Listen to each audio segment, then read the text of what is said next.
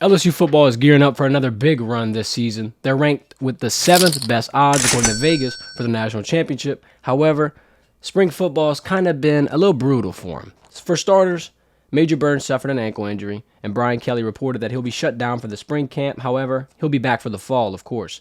Another safety that's out with an injury is Greg Brooks, which is also an ankle injury, ironically enough. Brian Kelly said, though, he's around 80%, so you'll be seeing him return sooner rather than later. However, the spring game coming up on the 22nd, it'll be kind of a blessing in disguise here, and here's why.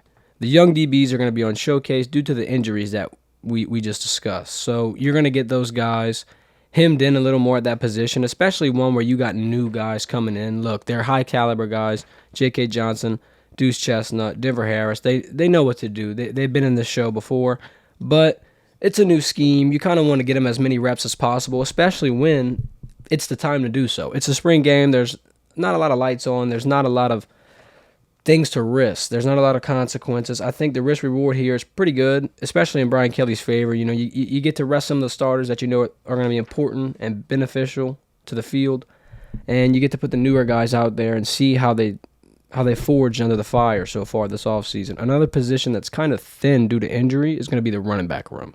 We haven't seen much of Amani Goodwin, John Emery, and Josh Williams this offseason, but we know those are going to be the three main staples in that room. However, what we have seen is Noah Kane and Trey Holly work into their roles quite well.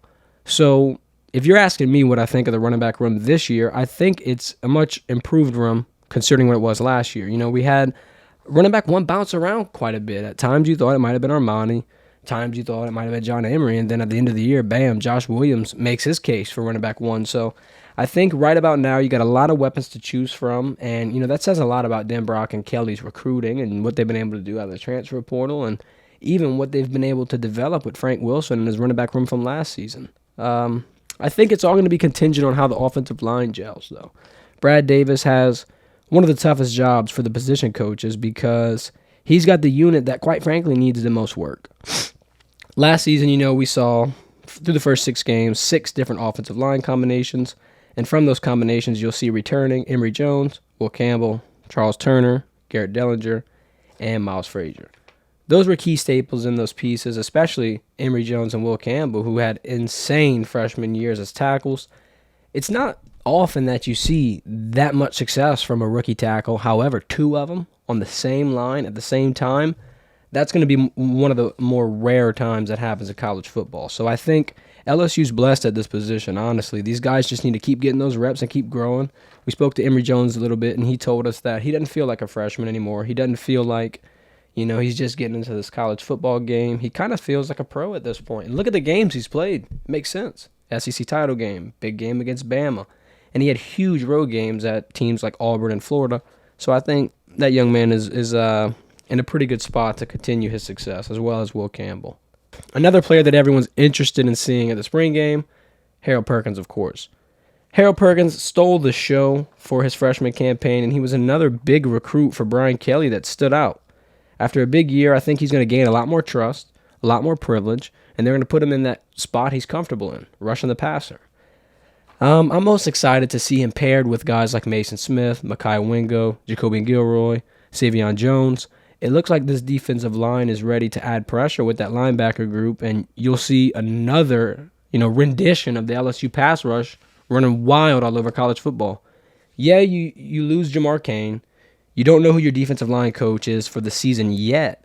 However, I just don't know how much weight that's going to hold in terms of the success and the potential of this group. I think these guys are all talented, and regardless of who's helping them call the plays and helping them get better in practice, they're still going to succeed. So with that being said, it speaks levels to what Jamar Cain was able to do and, the people before him in terms of even Coach Orgeron.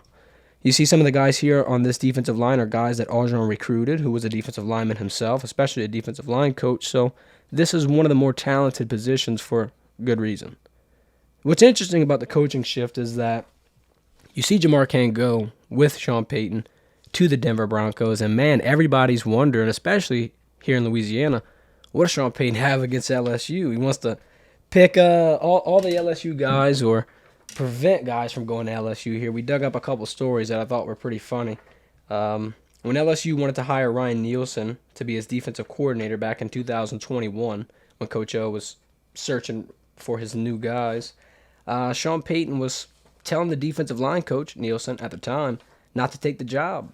And if you want to find another story that's kind of correlating, back in 2019, he was telling Joe Brady that he thought he was making a mistake when he headed to LSU to coach Joe Burrow, where they inevitably won the 2019 national championship. So I thought it's pretty ironic that, especially if Sean Payton is going to say that, Joe Brady's going to regret going to LSU, it's not going to work out, that type of deal, and he was wrong tenfold.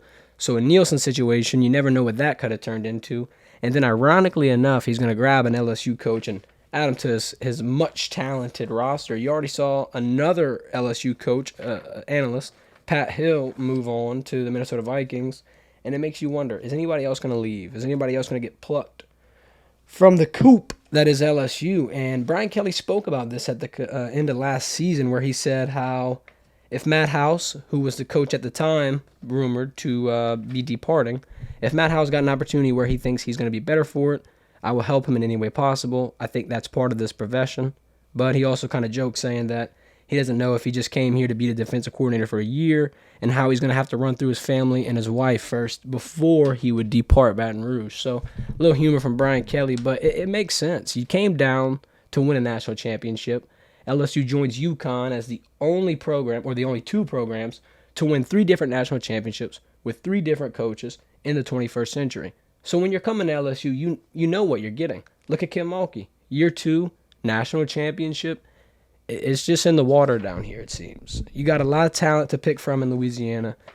And quite frankly, in the SEC, it's just the perfect area to grow. It's the perfect area to have iron sharpen iron. Everyone's ready. Everyone's ramped up. And it's some of the best athletes in college football.